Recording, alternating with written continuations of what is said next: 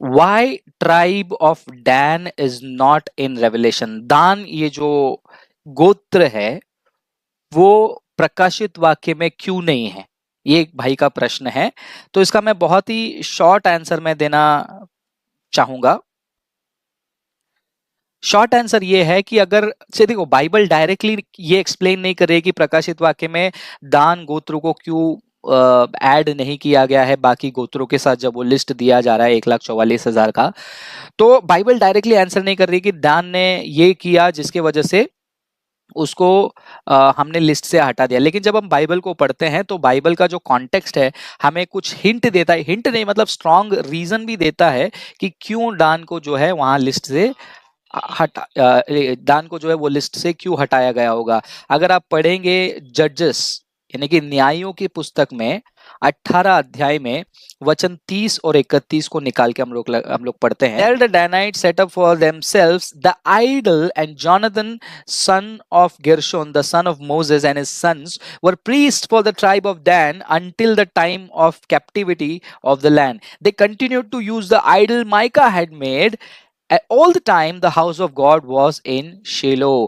तो जो लोग ये वचन को सुने हैं, आई थिंक आपको थोड़ा बहुत अंडरस्टैंडिंग मिल गया होगा।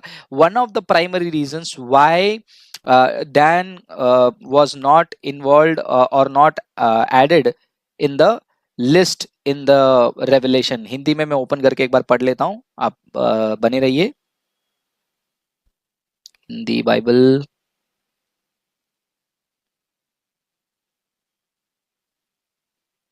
हिंदी गुजराती, गुजराती आ गया, हिंदी का है, हिंदी सरल हिंदी ईआरवी पढ़ता हूँ, ईआरवी बहुत लोग के पास है ना।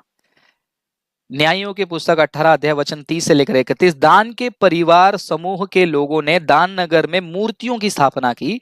उन्होंने गेर्शोम के पुत्र योनातान को अपना याजक बनाया। गेर्शोम मूसा का पुत्र था, गेर्शोम मूसा का पुत्र था। योनातान और उसके पुत्र दान के परिवार समूह के तब तक याजक रहे जब तक इसराइल के लोगों को बंदी बनाकर बाबेल नहीं ले जाया गया। दान के लोगों ने उन मूर्तियों की पूजा की जिन्हें मीका ने बनाया था। वे उस पूरे समय उन मूर्तियों को पूजते रहे जब तक शीलो में परमेश्वर का स्थान रहा। तो यहाँ पर आपको एक हिंट मिल रहा है, स्ट्रॉन्ग रीजन मिल रहा है कि क्यों दान को जो है उस लिस्ट में ऐड नहीं किया गया। क्योंकि देखा जाए तो सभी में सबसे पहला मूर्ति पूजा करना और परमेश्वर के विरोध के इस प्रकार का काम करने का काम जो है इस गोत्र से, दान गोत्र से हुआ है। वैसे ही पहला राजाओं की किताब 12वां अध्याय वचन 28 से लेकर 30 आप पढ़कर देखिए, वहां पर क्या लिखा हुआ है। After seeking the advice, the king made 2 golden calves. He said to the people, "It is too much for you to go up to Jerusalem. Here are your gods, Israel, who brought you up out of Egypt." One he set up in Bethel and the other in Dan.